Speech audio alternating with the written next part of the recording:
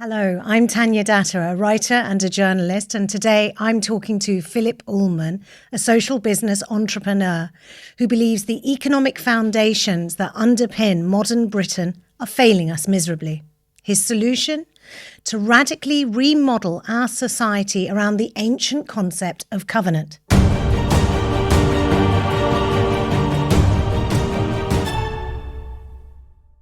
So, Phillip, very, very nice to be talking to you. Before we go into what the covenant is, what this concept is, can we talk a little bit about your personal evolution? I understand that you started out as a pretty mainstream businessman. Absolutely, yes. I was a traditional businessman, was fortunately able to grow a business from a turnover of 12 million in security services, employing 1,000 security officers over 20 years to 1.2 billion turnover, employing many hundreds of thousands of people in various businesses around the world. So I was able to have that experience. But about 5 or 6 years ago, I had an epiphany. I realized that business in general wasn't actually fulfilling the purpose that it should be. And I've been doing this all my life, but it didn't really give me pleasure and satisfaction. Money didn't give me the satisfaction that I needed. So I looked at what should business be about, and I came across the concept of social enterprise, and that opened my eyes up to a completely different way of operating, where your purpose is not looking after yourself or a group of shareholders. You're focused on people, planet, on a much wider range of stakeholders. And it's fundamental because in very simple terms, we have a misaligned world where people are concerned with themselves, the shareholders, and the state is concerned with the we, the markets with the I, and they're misaligned. So I wanted to transform Cordant into a social enterprise with a purpose. And I tried hard to do it. It's difficult. And this is a very important lesson that I learned. If a business starts with a purpose of making money for the shareholders, that is deeply within its DNA. And you can't change it because there are thousands and thousands of relationships all based on a set of assumptions. And it's not even fair to people to change those assumptions. So what I realized is that you have to start again. So if you want to create a social business, start again with a set of partners who are aligned with that mission, and then it can be achieved. And so I tried it in Cordant, couldn't achieve it. And the last 3 years, since 2020, I've actually been studying the Bible, which is crazy because I'm not a biblical scholar. But I have a natural flair. My grandfather was a judge in the Cour de Cassation, which is a top criminal court in France. I have a legal mind which is able to grasp the legal concepts. I realized that with my business lens, I was able to look at the Bible, this book that's been around for thousands of years, and actually come up with unique and interpretations that haven't actually been seen before. And I feel that we've come up with an answer which could change the way the world operates, the way business operates. It sounds crazy, but it's what's actually happened. And I'm a pragmatist. I'm not a Bible basher. I'm not somebody who isn't pragmatic. I am pragmatic, but the ideas of the Bible are completely practical. And the concept of covenant is real and can change the world. And that was, to me, it was enlightening, because I thought when I grew up that this is theoretical, this is this almost this utopia, but it's not. It's actually real and pragmatic. So I recognize the term covenant from the Bible, and I know about various examples of the covenant that God embarked on with various characters in the Bible. What I struggled with was how to apply a biblical concept like that to a modern context.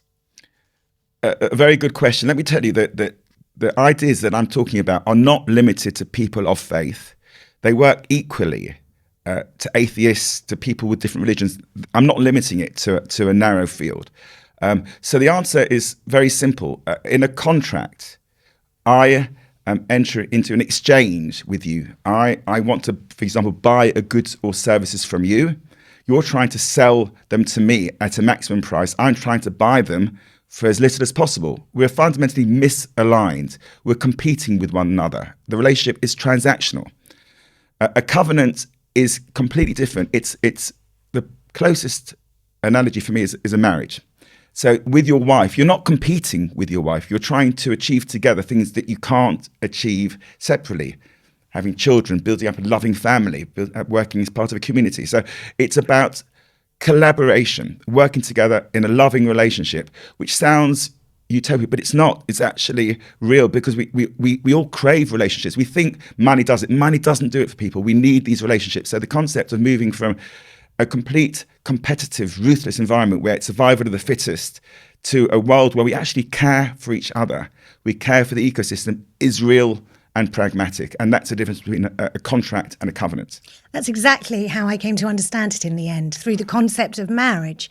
That my partner and I, we've embarked on a marriage. We've made promises to each other. Of course, there is a legal basis to it, but really, that's not the point of it. The point is the promises we've made to each other, the understanding we have, and the trust in each other. Correct. And I thought it was about that promise, isn't it? I just then still struggled to understand how we could apply this understanding based on trust to a world that is so polarized and so transactional and so revolves around money.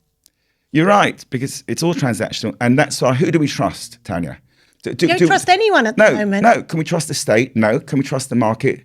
No, we trust nobody, but we trust our wives and our husbands. No question. Those we have to build from a solid basis, a loving relationship where you've made commitments to each other, where you're working together. You're not competing with your partner, husband, or wife. You're actually working together, and that is the fundamental bit that we have to start to build. And I've listed, to me, 10 purposes, which are almost what the purposes of society should be. And the starting point is, briefly, I'll go through the 10 quickly. One is a secure home. We need to live in a home where we're not worried about it being repossessed by the bank, etc., which is particularly relevant in this day and age with the banking crisis.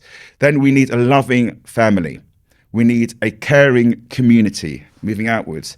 We need a dignified state, a peaceful world, and then an ecosystem that we care for. So we're moving through 6 levels of concentric circles. Then the last 4 purposes are, how do you achieve it? Number 7 is about healthcare. Everybody's entitled to healthcare. Healthcare inequality is disgraceful. I'm entitled to have good health and not to be deprived of that with money. Education is also, everybody should have education is critical. You're starting to grasp this idea of covenant, but we need to explain it to people, and hopefully this conversation will start to people to realize it's not difficult, but it's something that's not explained. I'm not going to argue with any of those purposes that you described. When we go back to the marriage, the unit of the marriage, and my husband and I, we have shared values, we have shared objectives, we have shared understanding.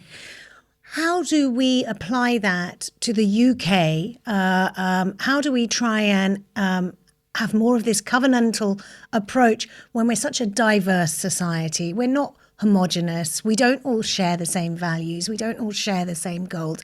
We're actually more polarized than we've ever been. We have a huge minority communities, around 18% in this country. There's a lot of diversity in this country, which is also one of its strengths. Yes. So how do we all start singing from the same hymn book? Yeah, absolutely. I think the values that we share, to me, are 3 values. I think we have to find what the common denominator is. And I think the first value is trust. We want to build trusting relationships, and we all need trust. And if there's no trust with your partner, with the community, what is life worth? So that I think you'd find everybody accepts that we need trusting relationships.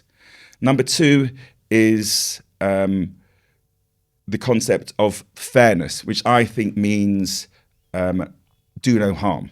I think most people would recognise that I don't want to do to you what you behave to others the way you want them to behave to you. So don't do any harm.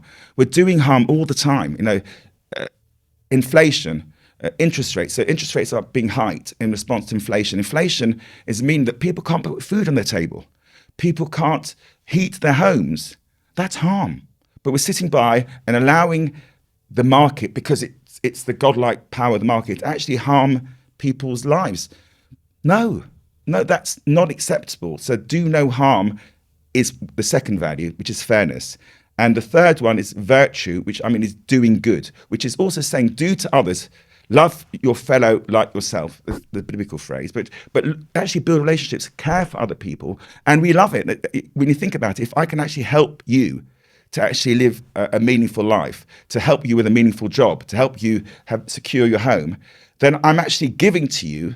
And that value, I think, of do good is also a value, virtue. So I think those three values, I think nobody would argue with, and I think they cover the situations. The answer is you can find a core set of values that we all share.